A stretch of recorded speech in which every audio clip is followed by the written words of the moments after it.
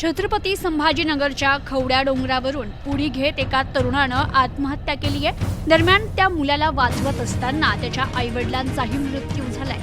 छत्रपती संभाजीनगर जिल्ह्यातील वाळूज औद्योगिक वसाहत परिसरातील तिसगाव जवळील खवड्या डोंगरावरून एका तरुणानं उडी घेतली। त्याला वाचवताना त्याच्या वडिलांचाही तोल गेला आणि त्यांना डोंगरावरून कोसळताना पाहून आईनं देखील पाठोपाठ उडी घेतली। हे तिघेही उंच कड्यावरून खोल खाणीत पडले। खडकावर आदळून त्यांचा जागीच मृत्यू झालाय।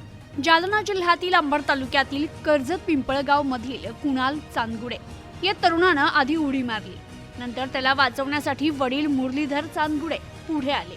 त्यांचा तोल गेला असं लक्षात येताच आईनं देखील उडी मारली। यात संगीता चांदगुडे यांचाही मृत्यू झाला। हे सर्वजण शहरातील झालटा फाटा परिसरातील अक्षयबन सोसायटी समोर राहत होते। कौटुंबिक वादातून ही घटना घडल्याचं बोललं जातंय।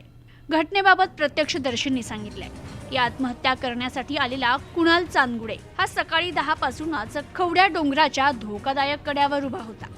या तरुणाची आई संगीता या उंच कड्यावरून त्याला हात जोडून मागे फिरण्याची विनंती करत होत्या, तर वडील मुरलीधर हे देखील खालच्या कड्यावर उभे राहून त्याला समजावत होते। मात्र कुणाल कोणाचंच ऐकण्याच्या मनस्थितीत नव्हता।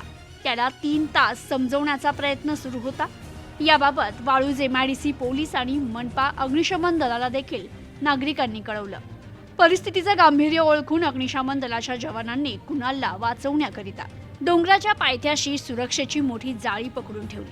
मात्र तो सातत्यानं दिशा बदलत होता, त्यामुळे तो जाळीवर पडेलच याची शाश्वती नव्हती। त्यामुळे मुरलीधर हे त्याच्या दिशेनं त्याला विनवण्या करत कड्यावर गेले। त्याच वेळी कुणालनं डोंगरावरून उडी घेतली। त्याला वाचवताना वडिलांचाही तोल गेला। त्या दोघांना डोंगरावरून कोसळताना पाहून संगीता यांनीही उडी घेतली आणि या घटनेत कुणाल याच्यासह त्याच्या आईवडिलांचाही दुर्दैवी मृत्यू झालाय। Bureau report, news today 24, Chhatrapati Sambhajinagar.